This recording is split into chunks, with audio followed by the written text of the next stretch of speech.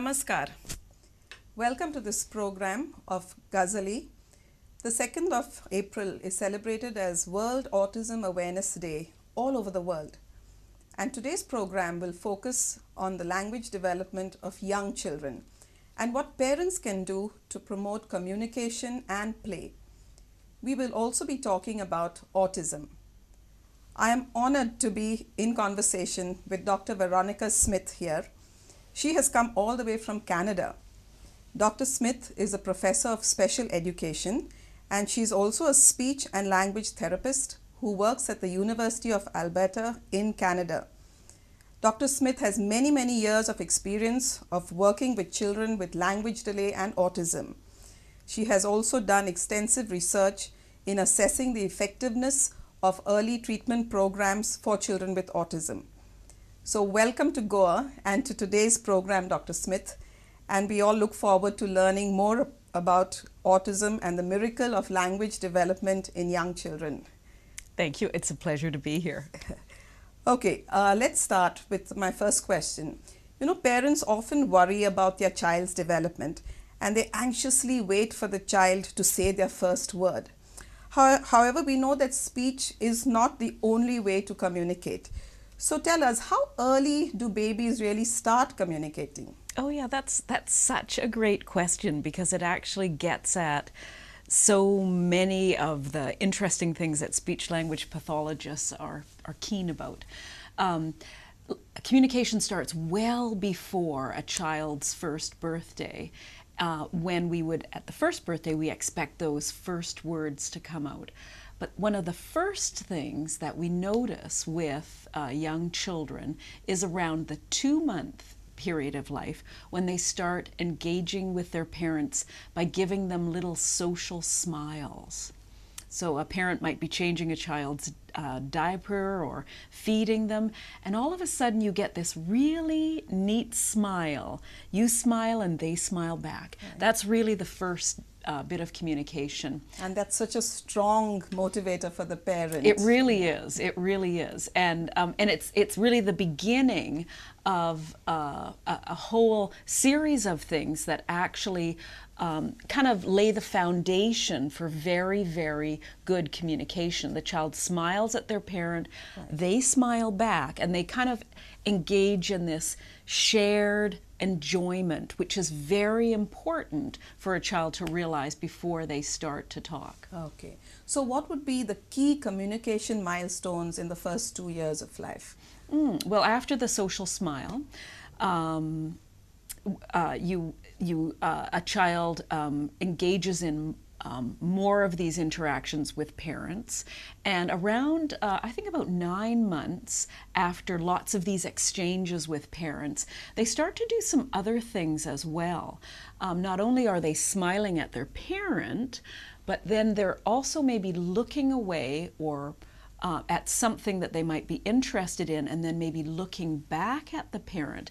And this kind of triadic interaction is called joint attention. They want to try and get their parents' attention about something else that's outside of this exchange between the two of them. And that's such a great opportunity for parents because they can start to watch where their children are watching and give them some language input to actually share with them their child what they're interested in. So if they look at the dog, for example, that might be making a noise, the parent can say, "Oh, there's the doggy," and the child then has the opportunity to learn that language. Right. Okay. And how important is play? How do young children play? Oh, that's very important as well. And children, it also lays the foundation for not only language development, but also cognitive or thinking development as well. Children play with both objects and they play with people too, in that, you know, social exchange kind of way. The interesting thing about object play is that their children are exploring objects, and they're like little junior statisticians, really. They kind of look at the way an object might move after they touch it, or or do something with it, and then they're kind of looking again to see if it does the same thing, and they're really kind of cataloging and learning about the way objects move in the environment, and all of that serves to inform them about their cognitive development. Same with people. They're looking at predictable ways that people behave with them as well. They're looking at the way people use their faces and their gestures, and all of that informs what they understand about the world. So play with people and with objects is really important. So sounds like people are very important to play with kids, and especially the parents. Yeah. However, sometimes parents find it hard to play with young children. Either they don't have the time or they feel very awkward about it. So how could parents play with their kids? Any important information that you could share in that regard? Yeah, actually playing with kids is lots of fun. We often forget about how fun play is as adults. We get so locked into our work worlds. But one of the most important things to remember about when you're playing with your child is to make sure that you get at their level. So you want to really maybe get down on the floor and have a good look at what it is that they're looking at and what they're interested in. So it allows you, when you get down to their level, to actually follow the child's lead so that you can be playing at the things that he or she is interested in. So getting down to their level, following their lead, and trying to have a little bit of turn taking to play with the same thing that they're playing with. And yeah, those are things. Turn taking, taking turns with the play object. Right. We have a video which shows some of these important elements of play. So let's take a look at it. And what would you like the viewers to see in this video? Let's take a look at the video.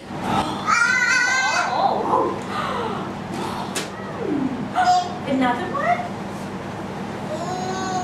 Another one? Okay. Oh, thank you for looking at it. I'm going to take it off. Yeah, off. Okay, Mommy, take a turn. Off. Hey, Mommy, put it on. On. On. Your turn. On, Anaya. On. Oh, Mommy's turn. Give Mommy one. Look, Mommy. Mama's turn, sweetie. Mommy's turn. Please give Mama. Mommy's turn. Thank you, sweetie. Oh, there's on. And Anaya's turn. Oh, it's tough. Fell down. There we go. On. Okay, so what are the important elements of play that we can see in the video here? Okay, there's probably three things that you can notice that this little girl is doing. The first thing is that she's choosing the play item. You can see right at the beginning, she points to what she wants to play with, and the two adults that are with her, they go along with it. So it's her choice, following her lead. Next, both adults are matching her language level. So they're just, sometimes the little girl makes some sounds or some movements, and they're not really whole words, but we're interpreting what it is she's saying. Oh, you want it off. You don't want it on, even though she doesn't necessarily say that. So kind of providing language at her level. And then you see also some turn taking, getting in on her play. So she's not playing all by herself, just putting the thing on and off, on and off. You could actually make it, that would be too much like a task, really. It's more fun if other people get in on the play. Right. So she's enjoying not just playing with the object, but also the reactions of the people who she's playing right. with. And that allows more language learning to occur if another person comes in on the play. Right. Okay. Okay. Let's look at language delay. We do see many children who have delayed language. So what should parents do if their child has a delay in their language development? Well, one of the first and probably the most important things, I think parents can get really frustrated and feel bad about delayed language, and they're really looking for those first words and thinking that that's the most important thing, and the child should be using words. Probably the most important thing for a parent to do is to carefully observe their child and look at the way that they are communicating without words. So children do a lot of things without words. They request things by maybe dragging your arm somewhere over if they want a cool drink or a particular toy, or they protest, they push things away, they move away from you. So they were making clearly these requests and protests. Those are very early communicative signals, all without words. So one of the things a parent could do is put some language on those communications for them. So just model the language that possibly the child could use, and at their level too. So if they're pulling your hand towards the fridge to get a drink, say, "Oh, you want a drink? Let's get a drink." And open the fridge door and give them the words that they might use in that circumstance. Okay, so it's the parent who will label the child's actions or what the child is interested in, and that helps the child to make the connection between the object or the action and the words that are used to label it. Yeah, and likely actually one of the interesting things that often happens when you're carefully at the child's level and really with them in their communications is they may start to pay attention to you. So when you have their attention, then you really have an opportunity to give them that good language model. When they're looking at you, they will have more attention on the language that they want to use. We have another video where you are interacting with a child. What would you like the viewers to notice in this video? Oh,